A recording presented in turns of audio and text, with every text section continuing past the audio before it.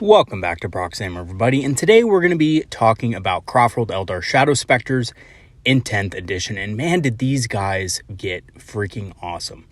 So first of all, these are a Forge World unit, so they haven't gotten a lot of love from GW over the years. And I wasn't expecting them to in this edition.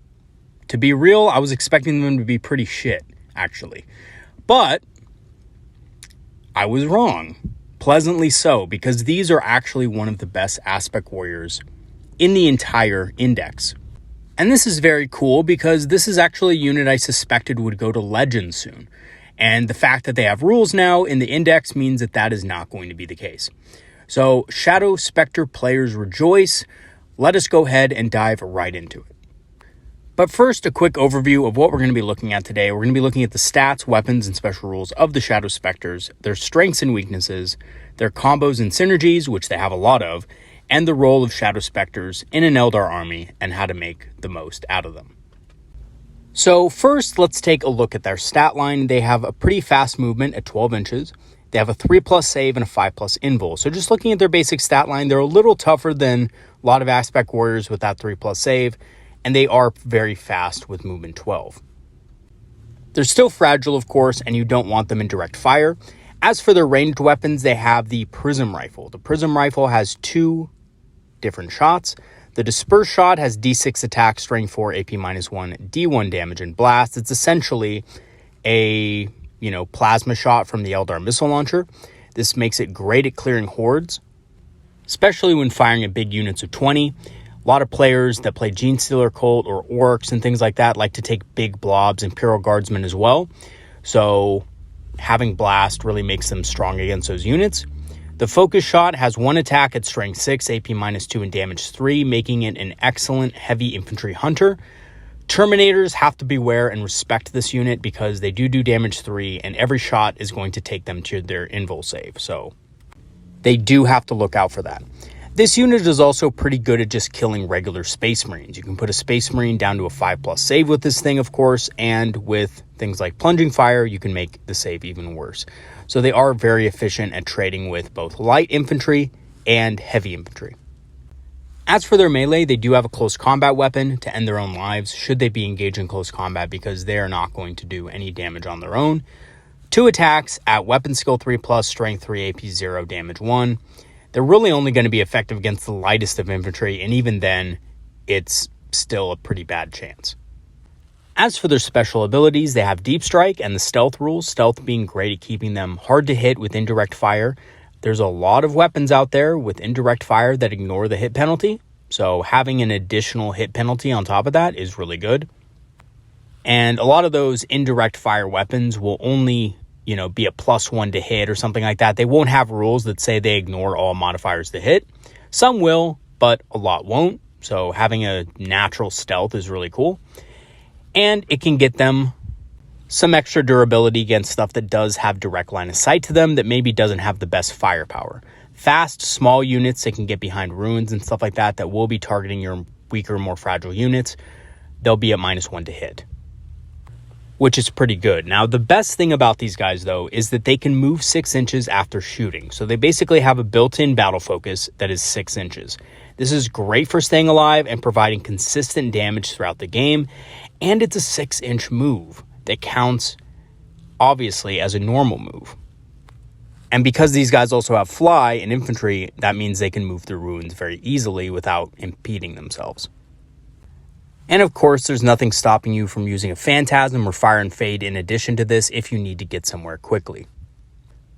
As for their unit composition, they can be taken in units of 5 or 10 with the inclusion of an Exarch as an extra model. That's right, the Exarch doesn't replace a model, it's an additional model. So that's probably because the Exarch is sold separately, I believe, so that does make sense. But it does give you a larger max unit for throwing buffs on. The Exarch is the same points as the regular dudes, so you basically just get an extra Shadow Spectre with an additional wound.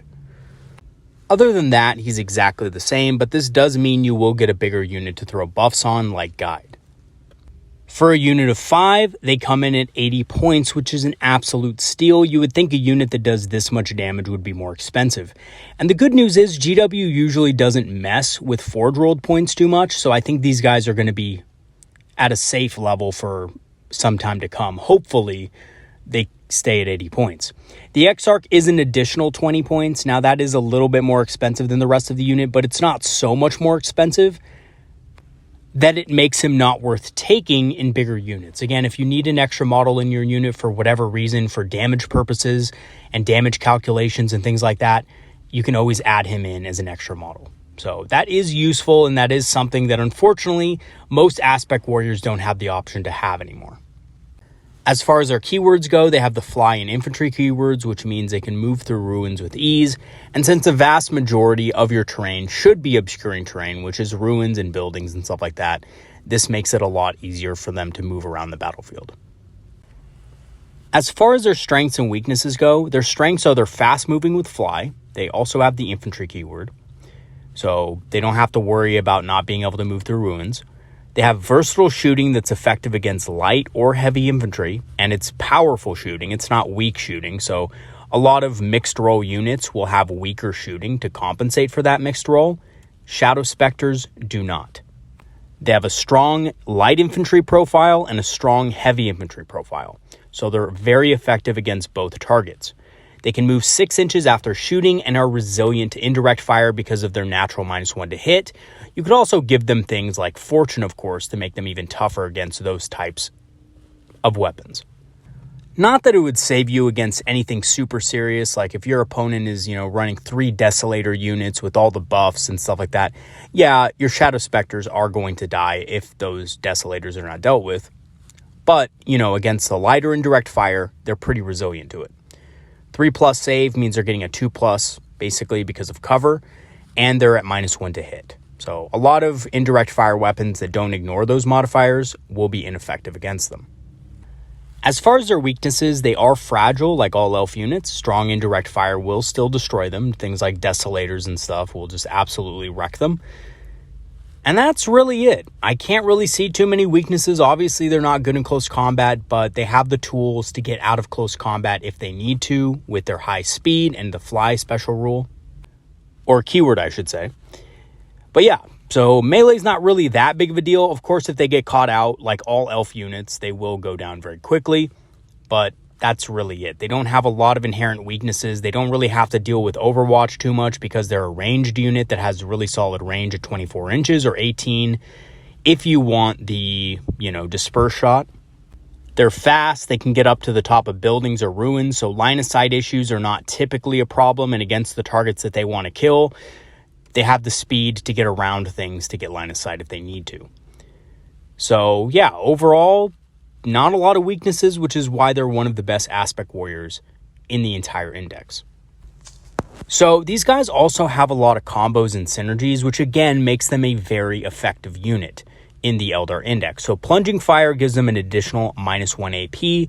With the fly roll, they can easily move up ruins, so that's a really good ability there. AP -3 on their focus shot, AP -2 on their disperse shot will carve a lot out of your opponent's army. Makes them good in basically every matchup. So if you're fighting against Imperial Guardsmen, and they're rushing the middle of the board with a bunch of infantry, which by the way is a very valid tactic for Guardsmen players to do, especially since they can revive their models, having a blast weapon with AP -2 just shreds Imperial Guard infantry as well as Orc infantry. I know Orc infantry is tougher because they have toughness 5, but you have so many shots coming out with these guys, and with other buffs, they can really deal a lot of damage to them. And the other buffs I'm talking about, of course, are Shroud Runners, which can give them lethal hits against targets they mark, which is especially deadly when using the dispersed shot. So it's not that good when using the focus shot. It's just like, whatever, maybe I'll get an auto wound here or there. Probably going to wound anyway with a reroll, so not a big deal. But with the dispersed shot, especially against large units of things like orcs, which are very tough, this is invaluable. And it's a really good combination to have in your back pocket because scatter lasers are not that bad against orcs either. And scatter lasers also with lethal hits are insane. You have a squad of 10 of these guys, squad of 3 Shroud Runners running up on an Orc Boy squad, a max squad of like 20. those boys most likely, even with their 5L feel no pain, are going to feel some really big hurt, and they're probably going to get wiped out if you have the tools to deal with them. And just to give you a quick example, 10 of these guys firing at a unit of 20 boys, they're probably going to have the pain boy in there and everything else. So 20 boys there, you're going to be generating an average of 75 attacks against that unit with a unit of 10 of these. A unit of 10 of these costs 180 points. If you wanted, with the X-Arc, if you go 11, right? And that's actually even more attacks. You tag lethal hits on that. That's 75 dice. You're looking at about 12 auto wounds on top of your regular damage, which is bonkers, guys. That's insane. You're also going to be at -1 AP. Even if they have cover, they're only getting a 5+ save against those attacks. You're going to easily wipe that unit out, probably. Between the lethal hits from these guys and the lethal hits from the Shroud Runner unit, those orcs are not going to be living for long. And if you thought that was insane, shoot these guys against Imperial Guardsmen, and that Imperial Guard squad is going to be wiped off the face of the earth. Which may or may not be a great thing, considering they can just come back. You probably want to leave them at 1 model if you can, but, it's very powerful. Let's just say that. Doom is also a great damage multiplier for both types of shots. Strength 4 with +1 to wound is very effective against things like, again, orcs. But also with the focus shot against Terminators. Terminators are normally toughness 5. These guys would be wounding on 3s. Now they would be wounding on 2s. So that just pushes more wounds through that the Terminators have to deal with. So that is also very effective against those types of targets. Vipers can help them out further by removing cover from target units. So that's always useful. Most units that they fire at will get some sort of cover save. So Vipers being able to remove that is great. Guide is also a fantastic buff for both profiles, ensuring that you hit. Again, you can take a unit of 11, including the X-Arc, so you can have a big unit of those guys with Guide in the backfield.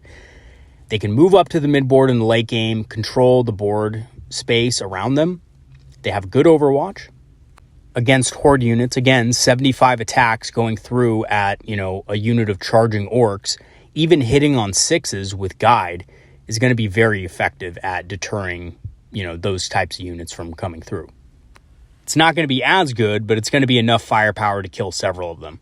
So that is a very great combination. And of course, Guide is just good in general, right? Guide on any shooting unit is going to be good, but on something like Shadow Spectres, especially a big unit, it's just going to be absolutely insane.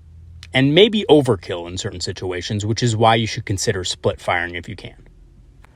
So what is the role of Shadow Spectres in an Eldar army, and how do you make the most out of them? So Shadow Spectres are a medium-range damage-dealing unit who can kill heavy or light infantry with ease, especially with synergies.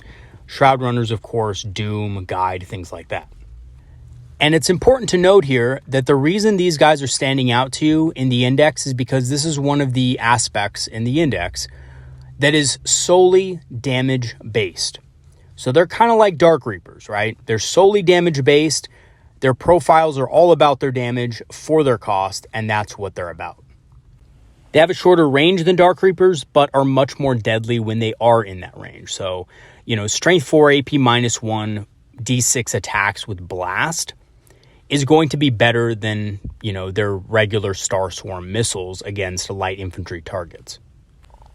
Their Prism Rifle's focus shot in general is going to be better against tougher infantry than the Dark Reaper's Star Shot missile. This isn't always the case. Against Toughness 7 and Toughness 6 models, the Prism Rifle actually tends to lose out. But against Toughness 5, Toughness 4, 3, or 2 wound models, it is more effective in general. And I think the real sweet spot of Shadow Spectres is actually Toughness 5, 3 wound infantry. They seem to perform the best against this type of target, which is honestly one of the most common types of targets in the game for heavy infantry, because you got your Terminator, and Terminators have 3 wounds and Toughness 5.